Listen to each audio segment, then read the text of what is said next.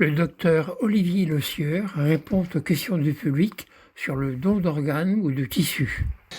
Pour le cœur et les poumons, qui sont des organes quand même un peu plus fragiles et plus difficiles à greffer, on descend à peu près d'une voire 2 décennies, c'est-à-dire on est aux alentours, je parle sous le contrôle de Madame Liliane Janteuil, qui connaît très bien le sujet puisqu'elle est coordinatrice à l'hôpital du Crâne-la-Bicêtre.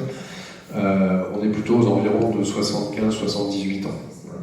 Voilà, donc vous voyez, il ne faut surtout pas s'auto-censurer, parce que souvent les personnes âgées considèrent qu'elles n'ont pas exprimé leur opinion, considérant qu'elles ne sont pas potentiellement des donneurs.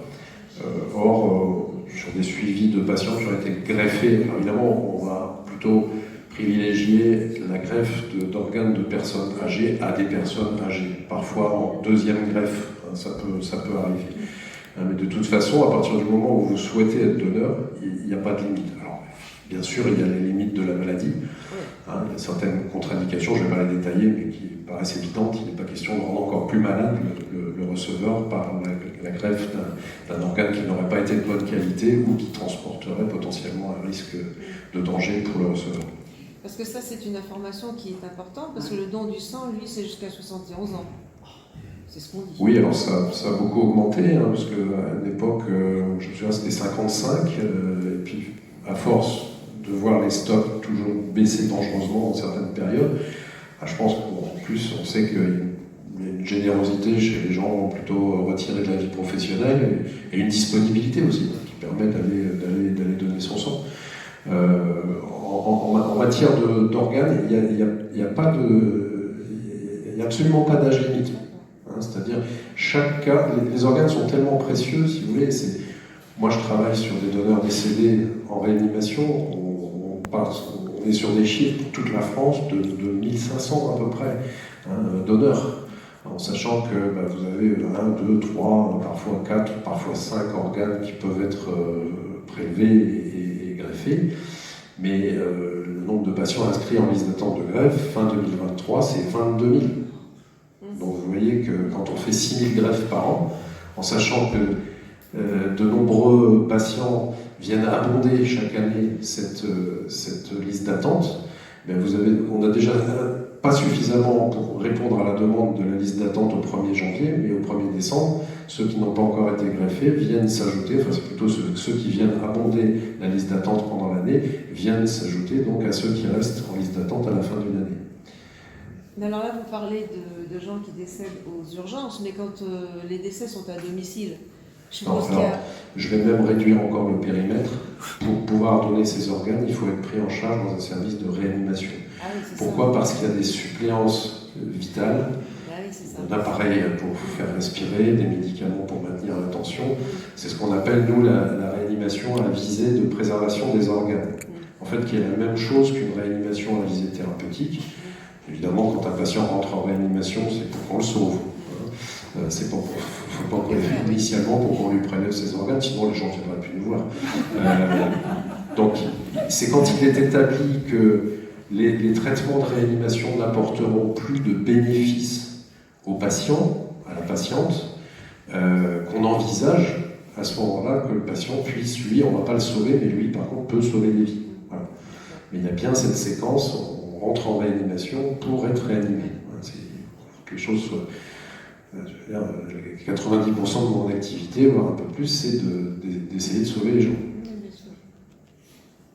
On vous posait une question, je n'ai pas su y répondre. Est-ce qu'on peut choisir dire qu'on est donneur d'organes, mais de certains organes, et non pour les yeux? C'était la question. Tu veux répondre un peu? Oui, je peux. Alors effectivement, il est tout à fait possible de clarifier un peu ce qu'on souhaite donner. Alors il y a plusieurs manières de le faire. Directement par écrit, ça serait mieux pour une sorte de traçabilité, exactement, et d'en parler à ses proches surtout.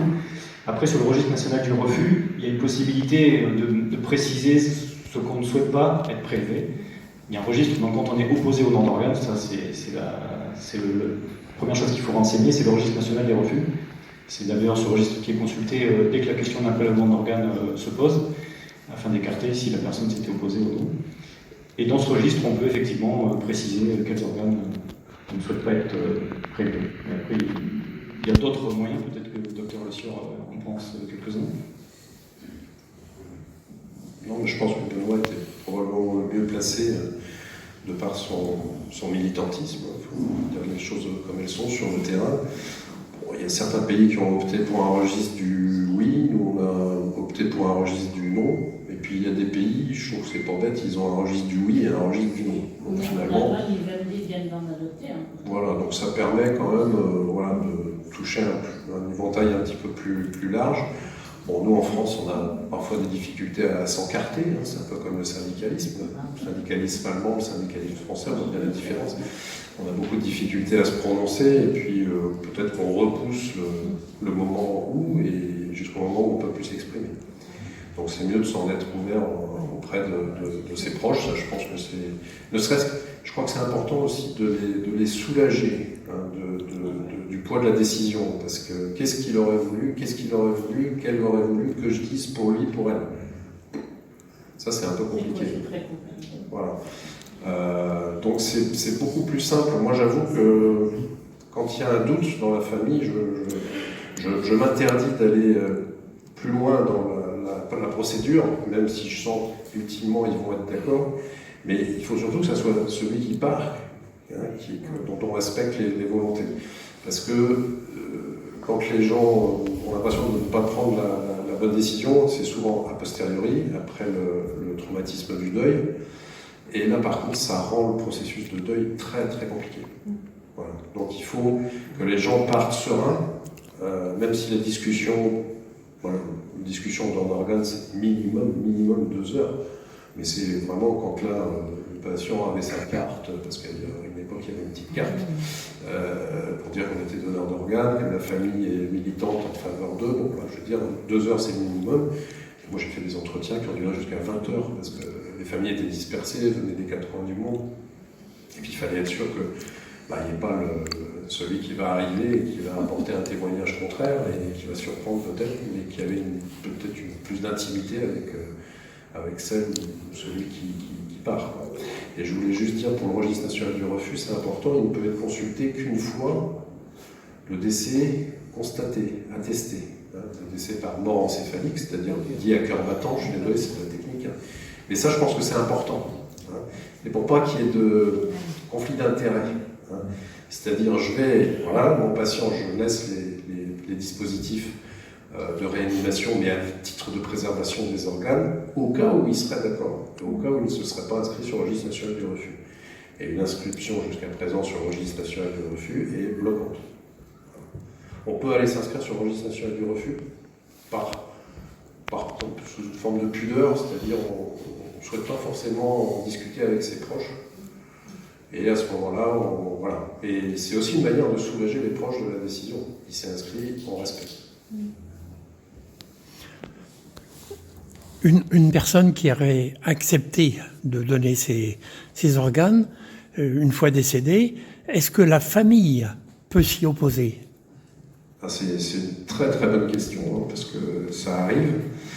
Je dirais c'est à nous d'être le plus convaincant possible en insistant. Je vous la retourne. Hein. Moi j'ai eu des familles qui m'ont dit « Oh là là, allez-y, au contraire, mais lui, qu'est-ce qu'il aurait elle ?» Alors j'avais voulu entendre parler de ça.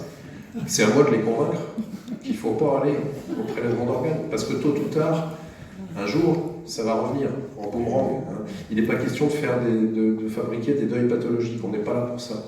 Les Américains, je prends un autre exemple, ont un registre qui s'appelle Donate Life America, et vous pouvez vous y inscrire si vous souhaitez donner vos organes. Eh bien, si la famille est opposée, nos collègues américains, après toute une procédure, des échanges nombreux, parfois on peut avoir l'impression de ne pas être soi-même convaincant, bah tiens, je vais aller chercher mon collègue, il a une meilleure tête, ou ma petite collègue, enfin, il y a différentes stratégies mais l'important c'est vraiment de faire valoir la volonté du patient. Mais par contre, même nos collègues nord-américains, ils ont le quitus, le patient a dit je veux donner mes organes, ils ne vont pas jusqu'à provoquer encore de la douleur et de la souffrance. C'est-à-dire que la procédure s'arrête. Voilà. Il n'est pas question de fabriquer des deuils pathologiques, des syndromes d'anxiété, de dépression, des syndromes de stress post-traumatique, que d'avoir voulu appliquer la loi de manière trop Origo Bossuet. Ce que je voulais rajouter, moi je connais des familles de donneurs qui évidemment, comme vous le disiez tout à l'heure, ont subi ce traumatisme du deuil brutal et puis la demande qu'on leur fait. Moi je connais des familles, j'en connais 2, à qui ça a aidé après à faire leur deuil, d'être donneur. Ça a été difficile à accepter sur le champ, mais franchement, c'est 2 couples que je connais bien, et qui témoignent d'ailleurs avec nous, et ils ont fait un deuil différent, le mari et l'épouse, mais je pense que, parce que c'était des gens jeunes, de 22 ans, 25 ans, et je pense que ça leur a aidé à faire leur deuil. Je ne sais pas si vous avez cette impression-là.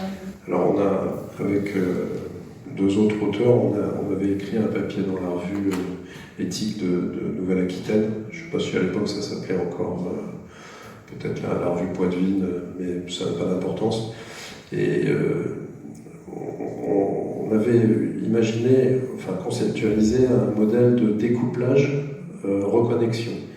Découplage, pourquoi? Parce qu'au moment du deuil, vous devez apprendre la mort brutale d'un enfant, ça peut arriver, d'un parent, d'un conjoint.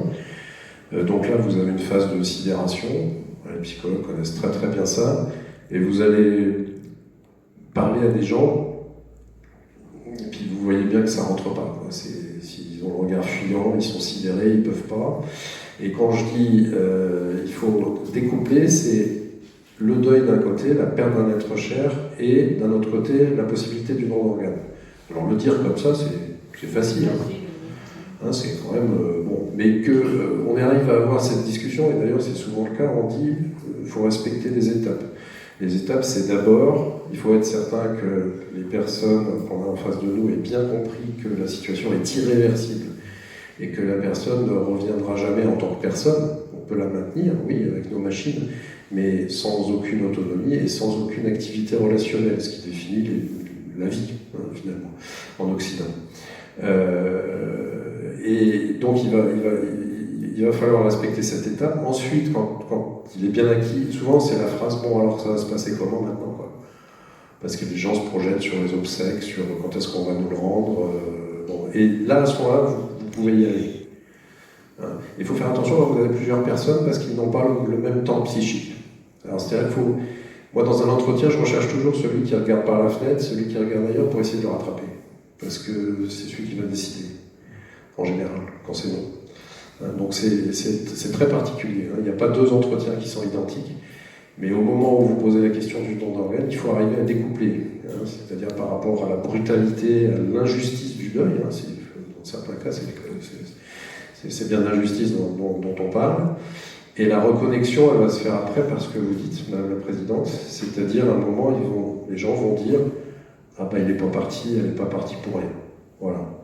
Voire même, j'ai eu cette phrase d'une famille qui avait pris sous sa protection une dame qui avait des addictions et qui, déjà quand j'ai posé la question du don d'organes parce que la situation permettait de l'envisager, les gens m'ont dit « Enfin quand même, docteur, vous savez, quand on l'a pris sous notre aile parce que globalement, c'était une épave, excusez-moi le terme. » Et finalement, les gens m'ont dit, en fait, je ne devais pas être contre, on ne voit pas pourquoi, j'étais plutôt gentil, plutôt généreuse.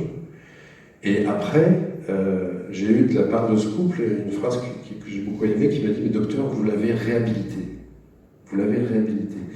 C'est-à-dire qu'elle était passée de l'épave à la donneuse d'organes. Voilà. Et je pense que pour eux, c'était